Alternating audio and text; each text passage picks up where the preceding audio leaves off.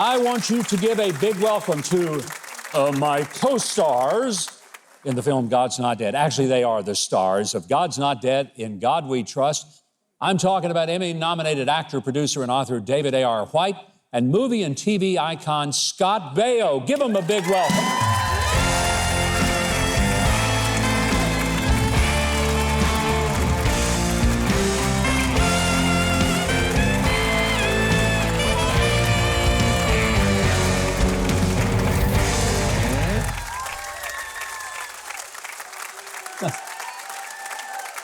Hey, you brought a fan club with you. It's going to be just like this on Oscar night. And I promise, when I get that Oscar, I'm going to mention both of you. I'm absolutely going to do it. All kidding aside, 5th in the series, I think it's the best. David, I think it's the best one you've done, and I am so thrilled for the message of this film. Give us an overview, what God's Not Dead, God We Trust is about. It stars Scott Baio, first and foremost. No, it does not. It stars David. It stars David. I have a very important role in the movie. I don't. I'm joking. I'm joking. No, you do. You have a very important role in the movie. Go ahead, Dave. Sorry. It is about my character. I played Reverend Dave. He's back, and the incumbent passes, and there's a slot. There's only 4 weeks before the election, and nobody wants to run because politics is a dirty business, as well. As I for sure know. You've been through that.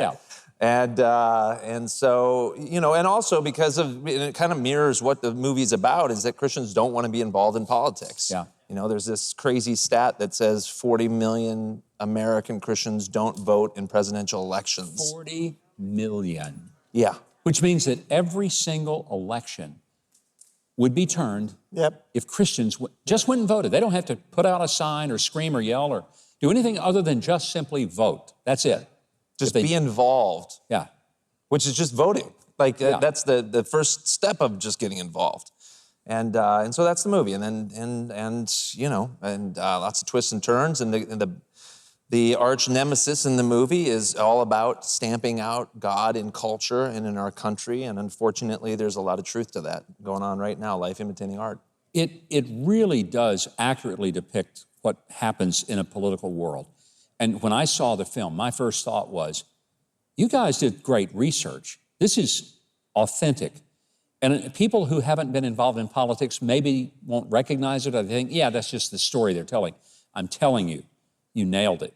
Scott, you play a bad guy in this. Yeah. You're not a bad guy. You're one of the best guys I know. You're exactly right, Governor. I'm a great guy. But I've been playing good guys forever on television, and David came to me and said, do you want to do this role of a bad guy to help? The guy I play tries to take David down, take the pastor down, because I'm working for an actor, gentleman, his name is Ray Wise, who's a fantastic actor. And that's what I do in the movie. And so we're always plotting against Dave and his army against our army. And it was a lot of fun. I mean, it was a lot of fun doing this movie. What I think you guys capture very well is that the real battle that a lot of people will never see, they think that it's all political. The truth is, it's spiritual. Yeah. That's where the war is going on. And you do that without it being preachy, without it being churchy. It's a powerful film, and it just moves. When people see it, they're going to be amazed when it comes to the end, and they'll say, wow, we've only been here 10 minutes. And the ending at the debate, and I've told David this, is absolutely fantastic. I honestly think it's just a stellar film. David, the timing of this film couldn't be better. I mean, here we are in the middle of one of the most contentious election seasons ever. Was that intentional? I mean, the crazy thing about the God's Not Dead franchise is that it kind of mirrors what's going on in culture at the time. I would love to say, you know, we come up with these brilliant concepts and it's all our idea, but really I feel like it's a bit of God-breathed, you know, not to say that it's anything close to Scripture, I'm not saying that.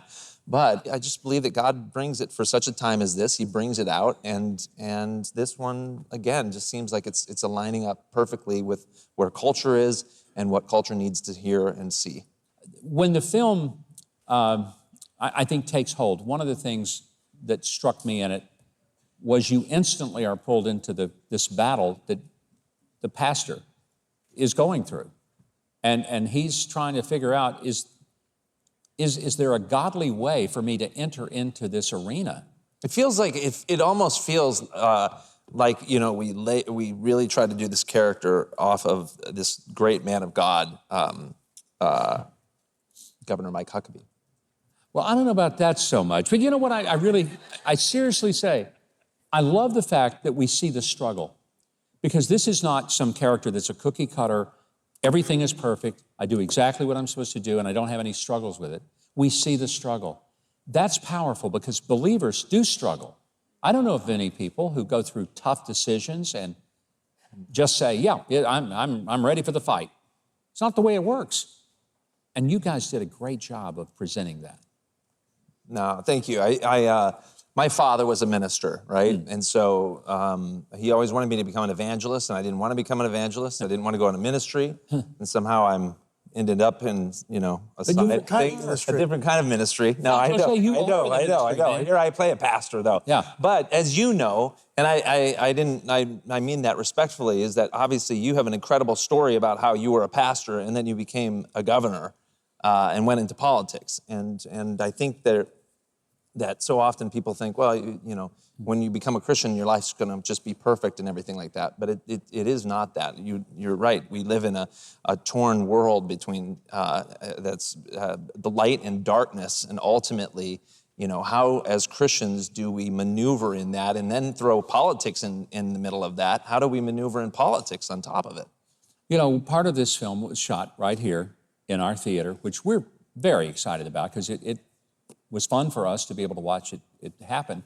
And I know we've got some just behind-the-scenes footage. We're watching this.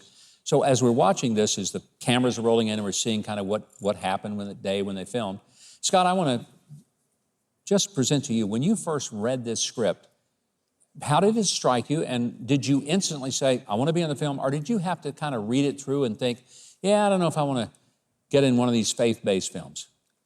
Oh no! As soon as I read it, I wanted to do it because I believe in the mission of the movie. And as you may or may not remember, Governor, I spoke at the Republican convention for Trump remember. Yeah. In 2016, and I knew that I was going to be canceled and blackballed and all, and Yeah. I knew it, and I was okay with it. And doing this movie was just part of my journey in life, because my country is more important than me. My daughter is Wonderful. my daughter is more important than me, and I will do whatever I can to keep this country what I remember it as, which was a God-fearing, respectful, law-abiding country. And, you know, there's only a couple of things. I mean, you know, I'm God-fearing, powerful, prosperous, and safe.